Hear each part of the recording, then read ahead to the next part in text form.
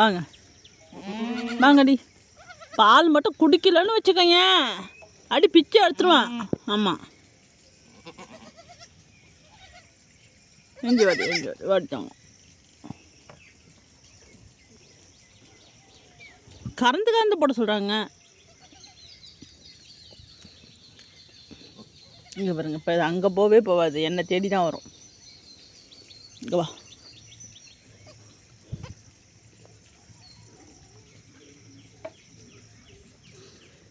இந்த மண் அப்புது. போ உள்ளே போ. இங்கே போங்கடா.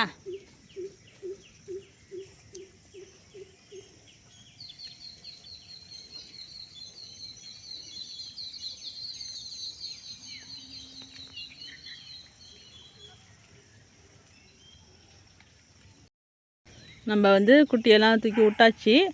பால் வந்து ஒருத்தவங்க மட்டும் குடிச்சிட்டாங்க, கிடா குட்டி குடிச்சிட்டான். இது வந்து குடிக்க மாட்டேங்குதுங்க பாருங்கள். இப்படி தான் ஆர்வமாக மடிக்கிட்ட போகுது, 2 வா வைக்கிது, அப்படியே எடுத்துடுது.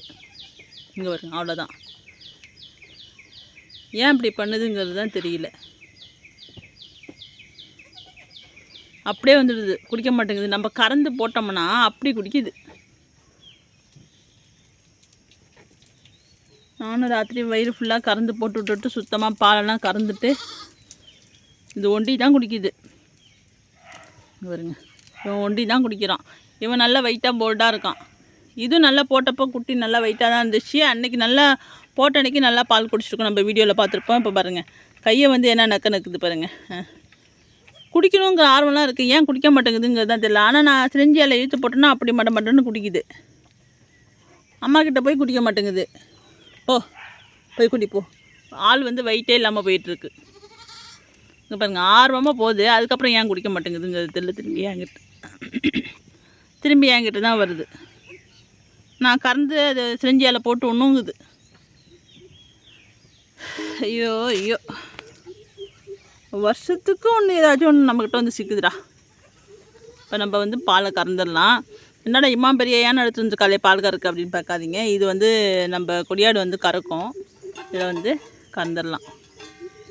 கறந்து பாட்டிலாச்சும் வாங்கிட்டு சொல்லி பாட்டிலையாவது போடணும். சிரிஞ்சியால் இழுத்து போட ரொம்ப டைம் எடுக்குது.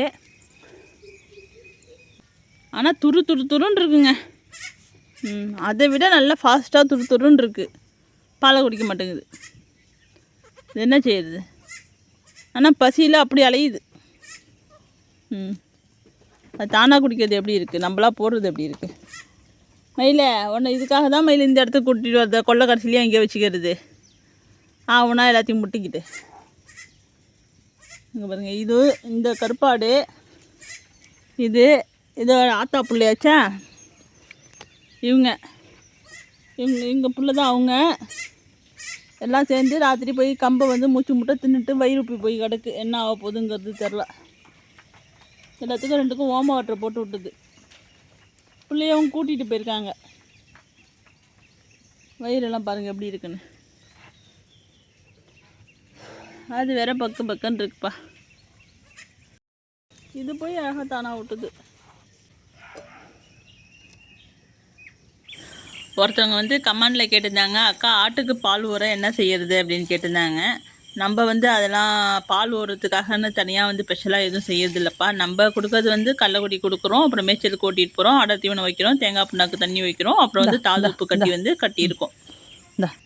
அப்புறம் கரெக்ட் டயத்துக்கு வந்து கிரிப்பிச்சி மருந்து கொடுக்குறோம், அப்புறம் லிவர் டானிக் போடுறோம், அப்புறம் சத்துக்காக ப்ரோட்டீன் டானிக் வந்து குட்டிங்களுக்கெல்லாம் போடுறது உண்டு. அப்புறம் சளி பிடிச்சா சளி மருந்து, இப்படி தான் நம்ம வந்து செஞ்சிகிட்ருக்கோம். வந்து பால் ஊறுறதுக்காகன்னு ஸ்பெஷலாக வந்து எதுவுமே செய்யறதில்ல. இதை மட்டும் தான் நம்ம வச்சிட்ருக்கோம். சோளமும் புண்ணாக்கு, கடலை புண்ணாக்கு தண்ணியும் வச்சாக்கா ஓரளவுக்கு பால் வந்து இருக்கும் அப்படின்னு சொல்லுவாங்க. நம்ம அதை சொல்லியிருந்தோம். அதை வந்து கடலை புண்ணாக்கு தண்ணி கொடுக்க தான் சொல்லியிருக்காங்க. இருந்துமே வந்து ஒரு குட்டி தானா அதுக்கே பால் இல்லை அப்படின்னு சொல்கிறாங்க. சில பேர் வந்து சொல்லுவாங்க இது வந்து பால் உள்ள ஆடு, இது வந்து பால் இல்லாத ஆடுன்னு சொல்லுவாங்க. அது எந்த அளவுக்கு உண்மைங்கிறது தெரியல. நம்ம பண்ணையில் எல்லா ஆட்டுக்குமே வந்து ஓரளவுக்கு வந்து பால் இருக்கும். இப்போ வந்து பார்த்திங்கன்னா மயில் வந்து 2 குட்டி போட்டிருக்கு. அதில் 2 குட்டி குடித்தது போக இதோட பேத்திக்கு வந்து ஒரு குட்டி போட்டிருக்கான் இல்லையா, இதோட பேத்தி ஒன்று இருக்குது பாருங்கள், பால் குடிக்காமல் இருந்துச்சுன்னு சொல்லியிருப்போம். அதோட பிள்ளைக்கும் கொஞ்சம் ஊட்ட விட்ருவோம். 3 குட்டி குடித்தது போக மீதி உள்ள பாலை கறந்து விட்டுருவேன். இப்போ இந்த டயத்தில் வந்து வேறு ஏதாச்சும் குட்டிங்க வந்து நிறையா போட்டுருந்துச்சுன்னா கலந்து ஊட்ட விடுறதுக்கு மயில் வந்து பால் நிறையாவே கொடுக்கும். அதனால் கலந்து ஊட்ட விடலாம். இப்போ எதுவும் குட்டி இல்லைங்கிறதுனால இதை கறக்கிறேன். ஒரு 10 நாள் வரைக்கும் தான் வேறு குட்டியை ஊட்ட விடலாம். அதுக்கப்புறம் பார்த்திங்கன்னா இதுங்க ரெண்டுமே பெருசாகிடும். அதுக்கப்புறம் இதுங்களுக்கே வந்து போதுமான அளவாக இருக்கும். அப்புறம் இன்னொருத்தவங்க வந்து கமெண்டில் கேட்டிருந்தாங்க, அக்கா என் ஆடு வந்து 2 வருஷம் ஆகுது வாங்கி, அது வந்து இன்னும் செனை பிடிக்கவே இல்லை, என்ன பண்ணுறது அப்படின்னு கேட்டிருந்தாங்க. ஒரு ஆடு வந்து ஒரு வருஷத்துக்குள்ளார வந்து குட்டி போட்டுரும். ஒரு 6 மாதத்துக்கு அப்புறம் சினை பருவத்துக்கு வந்து அது செனை பிடிச்சி அடுத்த 6வது மாதம் வந்து குட்டி போட்டுரும். அவங்க ஏன் 2 வருஷம் வரைக்கும் வந்து அந்த ஆட்டுக்குட்டியை வளர்த்தாங்கங்கிறது தெரியல எனக்கு. சில ஆடுங்க பார்த்திங்கன்னா சினை பிடிக்காமல் இருக்கும் அப்படின்னு சொல்லுவாங்க. அது எதனாலன்னு பார்த்தீங்கன்னா, அளவுக்கு அதிகமாக கொழுப்பு இருந்துச்சுன்னா வந்து அதுங்க சினை பிடிக்காது அப்படின்னு சொல்லுவாங்க. நம்ம அதுக்காக தான் வந்து அந்த சத்தெல்லாம் வந்து சரிவிகிதமாக வைக்கிறதுக்காக தான் அந்த தாது உப்பு அப்படின்னு கட்டியிருக்கோம் நம்ம. அந்த தாது உப்பை வந்து சின்ன குட்டியிலேருந்து கட்டுறதுனால என்ன பண்ணுதுன்னா இதெல்லாம் வந்து சரியாகுது.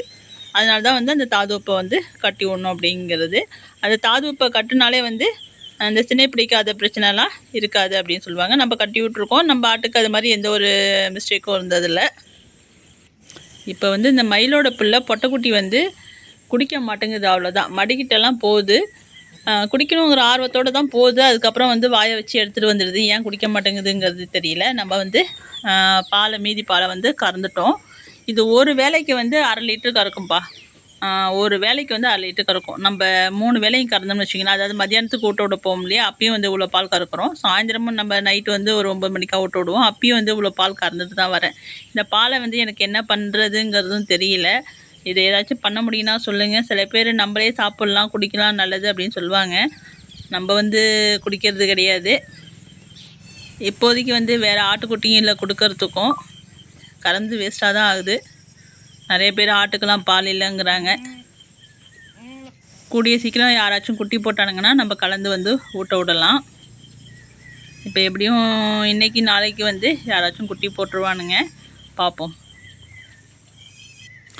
இதுக்கிடையில் ஒரு பெரிய பிரச்சனை என்னென்னு பார்த்தீங்கன்னா, இது வந்து நைட்டு வந்து கம்பை தின்னு வச்சுருக்கு. அதுதான் பெரிய பிரச்சனை. நம்ம வந்து கம்புலாம் அறுவடை வந்து முடிஞ்சிடுச்சு. நம்ம கொட்டாயில் வந்து ஸ்டோர் பண்ணி வச்சுருக்குறோம். அது காயிட்டு மீன் கொஞ்சம் வந்து படுதாவில் அப்படியே வச்சுருந்தோம். அதை வந்து நைட்டு வந்து கேட்டை திறந்துட்டு வந்து அம்மாவும் பிள்ளையும் சேர்ந்து தின்னு வச்சுருக்காங்க. 2 பேருக்குமே ஓமா வாட்டர் போட்டிருக்கோம். வயிறுலாம் வேறு உப்பலாக இருக்குது. சாயந்தரம் ஆகிற வரைக்கும் நமக்கு வந்து கொஞ்சம் பக்கு பக்குன்னு தான் இருக்கும். எல்லோரும் மேய்ச்சலுக்கும் கிளம்பிட்டாங்க. வெயிலும் அடித்து அடி அடின்னு அடிக்குது, மழையும் பெஞ்சா அடி அடின்னு அடிக்குதுப்பா.